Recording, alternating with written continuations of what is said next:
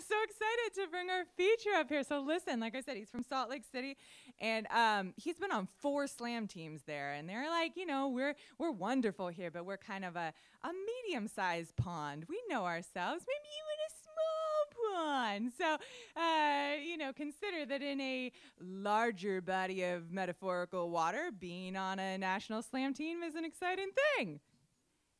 He's here with us. Nice. And I'm going to read you his bio because it's lovely. Gray is a poet from Salt Lake City, Utah. Gray is best known for crumpling paper into balls to throw behind him. The papers contain love notes or apologies. He's fallen in love and apologized so many times that he can jump off furniture into balls like autumn when trees also attempt the perfect way to say, I love you, I'm sorry. Please welcome Gray Brian Thomas to the stage. Woo! All right, cool. Hi, everybody. My name's Gray. What's your name? Cool. I know I shouldn't have my phone on, but this is an impressive crowd. Okay. All right, so we got a lot to go through tonight. I only got 20 minutes, and I have words that we got to go through. So here we go. All right. Ladies and gentlemen, may I have your attention, please? A very serious situation has come to my attention. There are apparently those among us who have absolutely no imagination whatsoever. Now, stay calm. These are people who have never read James Tate. They've never seen Amelie. When they look at a sunset, they refuse to believe that it is actually the cheap boxed wine of God spilling out all over his pristine cloud carpet. When they smell rain, it's just rain. When they hear a train whistle, it's just a train whistle. When they see a cherry tree in bloom, it's just spring. But what they don't see is Lucifer's long, crooked fingers reaching up to the sky for just a sip of the sunset while the scent of his sorrow lingers over his lonesome cool jazz moans.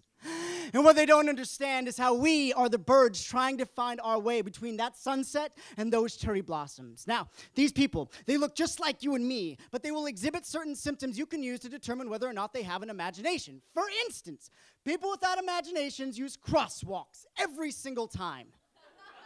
They have a weird fascination with cardigans and NPR. Many of them are Republicans. Many more of them are Democrats, and all of them take politics way too seriously. Now, these people, they are more dangerous than anything you could ever imagine. They will suck your soul out through your eye sockets, tear it into little pieces, and then devour each morsel as though it was caviar piled on top of a plain saltine cracker. Now, there's only one solution, ladies and gentlemen. We must rally together and round up these creative flat lines. We must tie them to the poetry shelves of small Parisian bookstores until they can only speak in iambic pentameter. We must chain them to the sidewalks of outdoor graffiti art galleries until they can only see in shades of Krylon. We must lock them away in obscure art house film theaters that only show endless love films until they can no longer tell the difference between themselves and the actors on the screen. We must wrap their ears up in half beats and off beats and 1, 2, 3, 1, 2, 3s until their heartbeats are in sync with the... Now, ladies and gentlemen, I need to know, are you with me? Then stop your feet on the ground, stop your hands on the chairs, and make as much noise as possible so those bastards out there know we're coming for them.